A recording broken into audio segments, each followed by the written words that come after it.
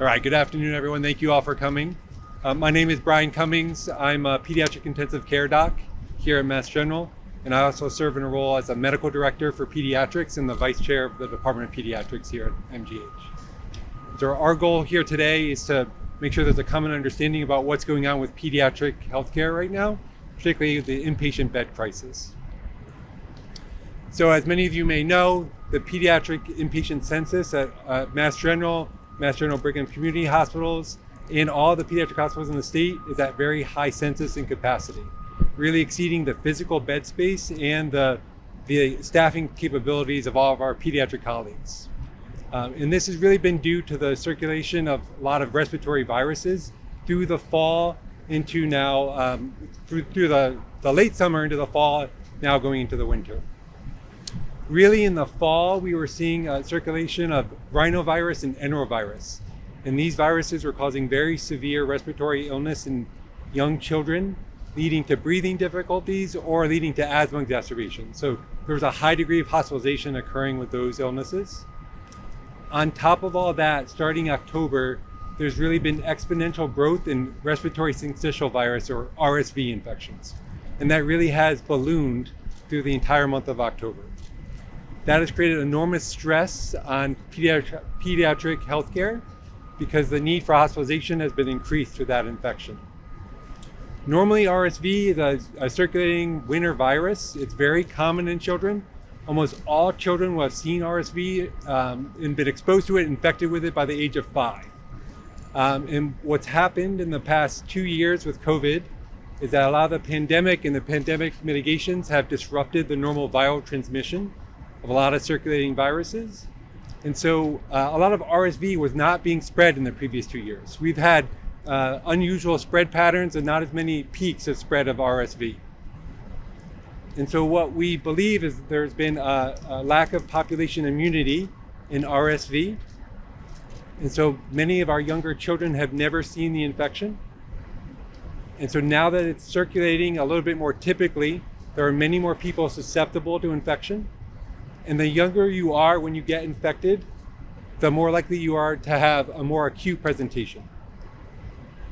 Our patients, the youngest patients, are at highest risk of needing hospitalization. Those are typically patients under the age of 1, really under the age of 6 months are the highest risk. And then pediatric patients with chronic conditions of childhood, like heart disease or problems with their lungs, may often require hospitalization. Usually those hospitalizations are brief, but it can be very severe. And so some patients may need breathing support in the pediatric intensive care unit. And so what's happening is there are a lot more RSV infections going on in the community, and a significant portion of those need hospitalization, and then a portion of those need hospitalization in the pediatric ICU. What we've seen actually at Mass General Brigham is around 2,000 cases of RSV in the month of October. In the first week of November, we've seen over 1,000 cases of RSV. So it's been escalating and been quite severe. Thankfully, most of those infections are being treated in our urgent care facilities, at our emergency departments, and most people are discharged home. But even if just 10% of those need hospitalization, it creates a lot of stress on healthcare facilities. And so what we are seeing is we've had over 250 hospitalizations for RSV alone, on top of the other circulating viruses.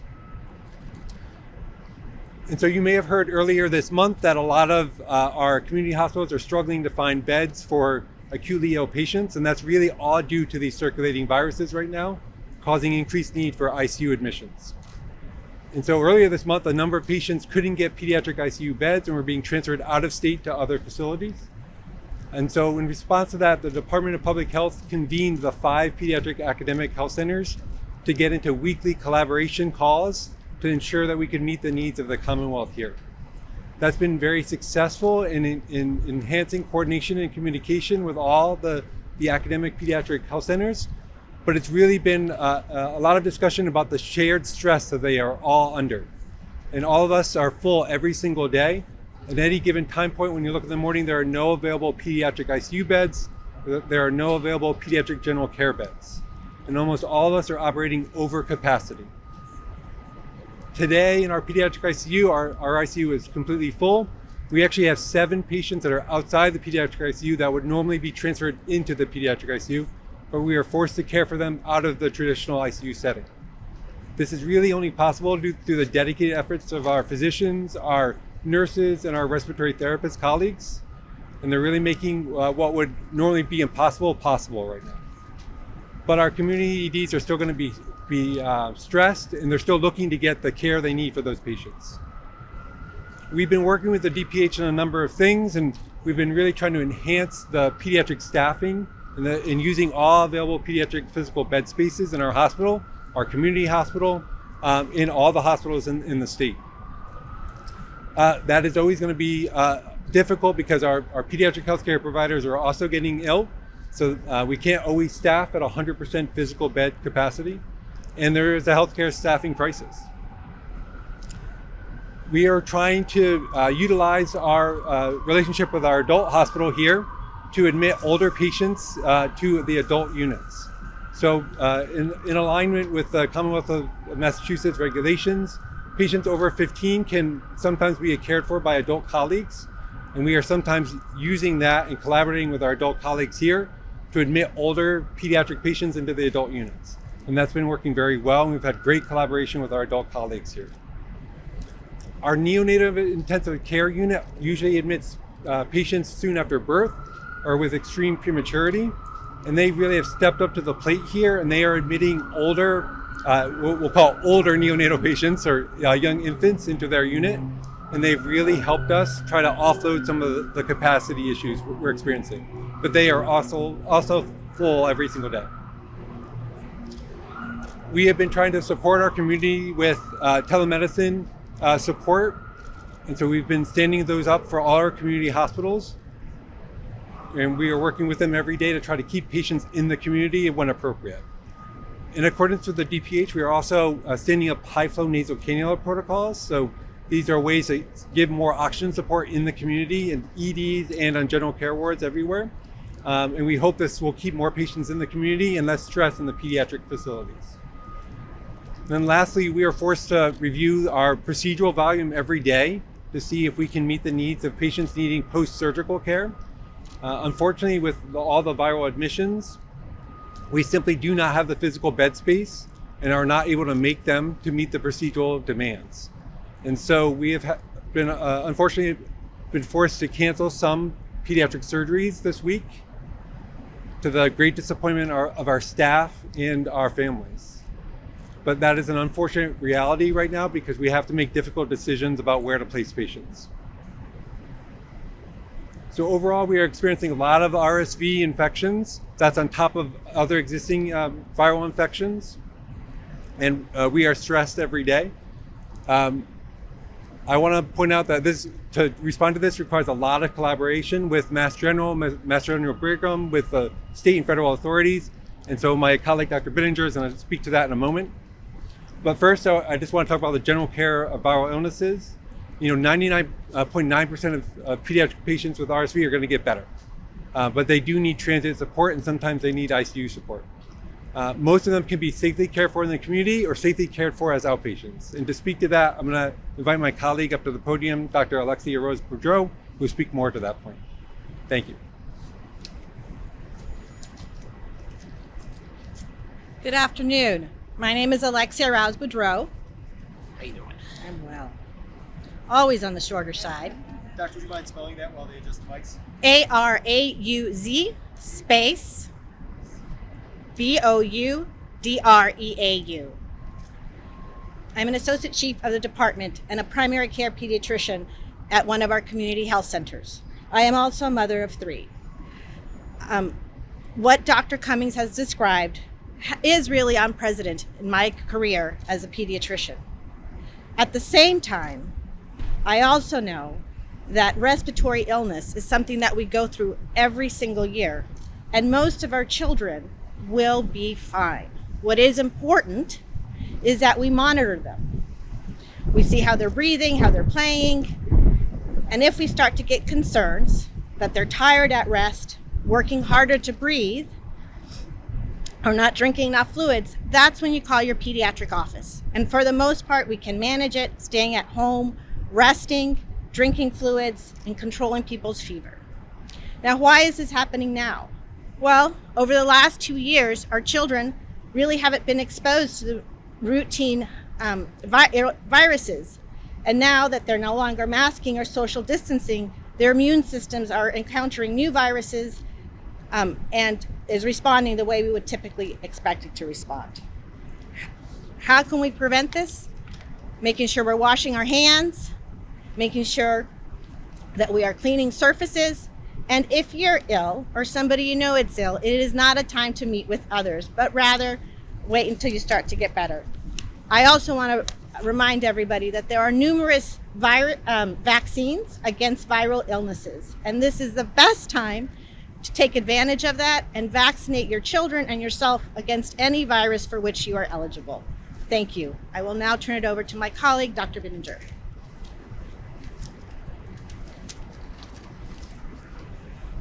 So good afternoon. My name is Paul Bittinger. I am the Chief Preparedness and Continuity Officer for the Mass General Brigham system, and I'm honored to be able to join you along with other colleagues, Kim Whalen, who is the Nurse Director of our Pediatric Intensive Care Unit, and Dr. Vandana Madhavan, who's the Director of our Pediatric Infectious Disease Service. And I wanted to speak to what we're doing as a system to respond to the challenges that Dr. Cummings and Dr. Aras-Boudreau just mentioned. Because of the significance of the challenges we're facing, both Massachusetts General Hospital and the Massachusetts General Brigham system have activated incident management teams to coordinate and support our response to this unprecedented pediatric surge. We are meeting every day to review our capacity and resources, and we are bringing together specialty teams on a very frequent basis to coordinate the use of our available staff, our capacity, and our supplies, some of which are in short supply, including nebulized albuterol, which is an essential medicine for the respiratory support of many children. We have added resources to the system, including adding pediatric beds within our system. And as you heard Dr. Cummings mention, we have been making space for older pediatric patients in adult units and adapting the use of some of our neonatal intensive care units. All of this is occurring in the context of an extraordinarily overcrowded healthcare system at baseline. This is very different than when we went into the pandemic in March of 2020 with a busy healthcare system, but one that did not have levels of crowding that we see today. Hospital length of stay is longer than it ever has been due to difficulties discharging patients to the long-term care environment and others. Significant challenges in the behavioral health space with insufficient behavioral health resources for the patients we're treating, and historically overcrowded emergency departments with both adult and pediatric patients. The good news is that we are leveraging many of the structures that we have developed during COVID-19 to respond to these crises, using incident management structures, as I mentioned, and meeting with our state colleagues, as Dr. Cummings mentioned. We are very fortunate for the support of our state public health department, the Massachusetts Hospital Association, for our other pediatric hospital partners in the state that we are meeting and discussing regularly how we can best adjust the capacity to try and meet the needs of this surge. We've had outreach from the U.S. Department of Health and Human Services Administration for Strategic Preparedness and Response, offering training and other support resources, and we are grateful for all of their support. We appreciate that everyone appreciates the seriousness of the situation and that we're working together, but we thank you all for joining us, for sharing information today. We would be happy to answer questions that you might have, and Dr. Aras-Boudreau would be happy to speak to recap some of this in Spanish or answer questions in Spanish when we finish with the questions and answers.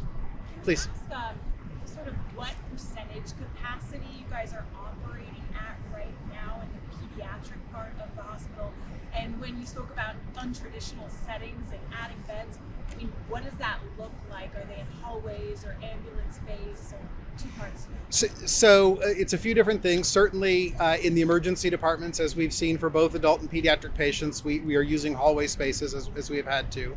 On the inpatient side, these are licensed beds, and we've been working with the State Department of Public Health to make sure they're licensed spaces. But as Dr. Cummings mentioned, you could consider our ICU capacity at 150% capacity given the number of children with severe illness that we are providing support for right now. Doctor, would you expect, That's correct. Doctor, would you expect that the RSV wave will continue into winter? And given that it's among children, would masking in schools be a good idea? So certainly masking decreases the chance of transmission of RSV, and that's one of the intervention strategies. Normally, we have not seen an RSV season start this early in the year, and it's much more severe than it would be even later in the winter if it were in more typical timing. I think we're in uncharted territory because of the reasons that Dr. Cummings and Dr. Rouse-Boudreau mentioned. We do expect that there will be some waning of RSV, hopefully in the coming weeks, maybe month, but we are also concerned because, of course, influenza is rapidly rising to the south of us and probably will be increasing here in Massachusetts and New England pretty soon. But the numbers for RSV show no sign of leveling off yet. There is a possibility they are leveling off. I think it's too soon to say that is happening. Obviously, occasionally the trends stutter step a little bit. What is this doing to wait times? So wait times in our emergency departments overall for, again, both adult and pediatric patients are nearing historic highs. And that is in our system as well as across the emergency departments of the Commonwealth. What does that mean exactly? How long? So it really varies based on time of day, but I believe there were recent reports from the Massachusetts Hospital Association of up to 8 hours in some emergency departments. Why is that so? Capacity disaster? So hospitals do declare capacity disaster, including our own hospitals, and that's happening frequently, yes. Can you talk about why that is and can be so concerning to have someone waiting in an emergency department? So I'm an emergency physician by training, so it absolutely concerns me that people wait. I think that the hardest thing is that patient we haven't yet seen because we don't know what illness they may have. And so when people are waiting to be seen, there's a chance they have something severe that we need to pay attention to.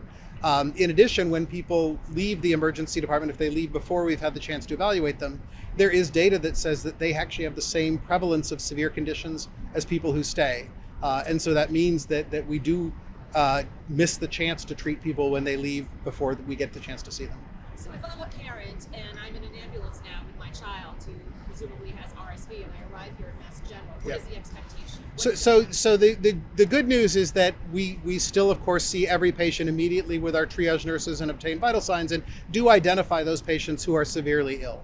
And those people get seen immediately. They get oxygen therapy. They get seen by our pediatric clinicians immediately. What can happen, though, which is one of the biggest challenges we're trying to address, is that if the child is sick enough to need hospitalization, there can be a substantial delay in finding a bed or finding an appropriate ICU bed. So if there's not a bed here, you have to find them a bed at another hospital. Correct. If we cannot identify a bed here, we will look anywhere that there may be a bed. Even out of state. Even out of state. What kind of support has the federal HHS provided, and are you availing yourself of that? So right now, HHS has offered training materials and resources to help nurses, physicians, emergency physicians, pediatricians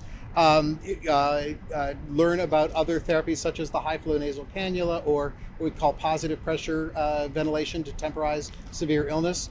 We are sharing those resources across our entire system, and in fact, we're posting them for clinicians outside of our system to see as well.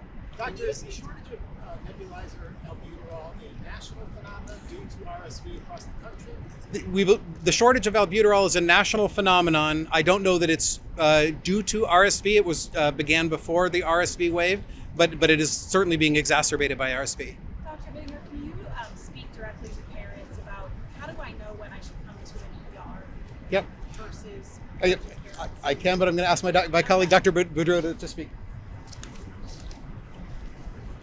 So whenever you have concerned about your child, that they're looking different than before and more severe than any other cold, it is always a good idea to call your pediatrician's office.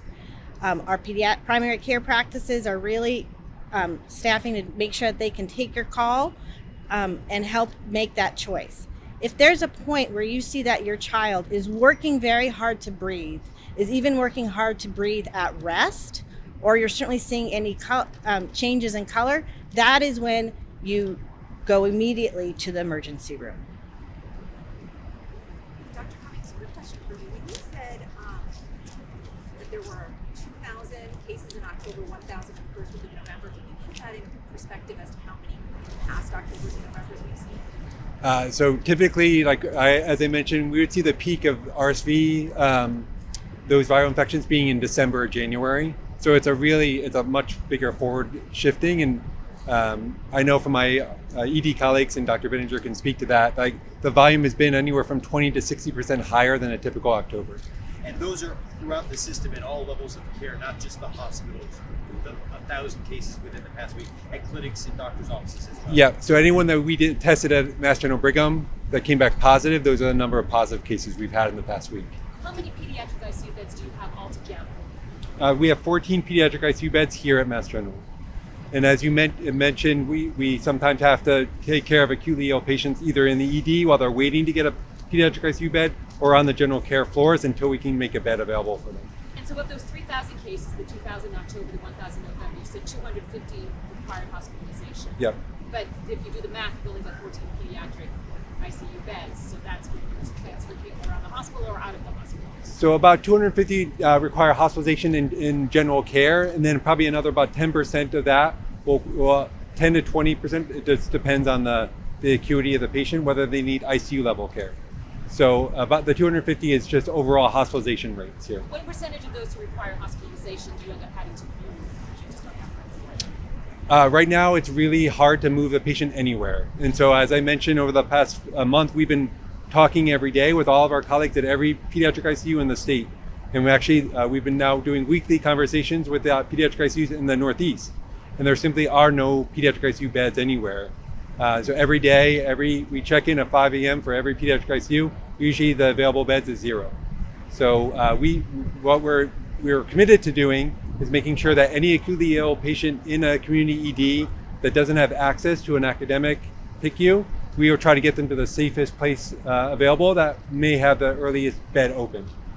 And so we are talking with all of our pediatric ICU colleagues every day to try to make that happen. Safest place within this hospital? Or within the state sometimes.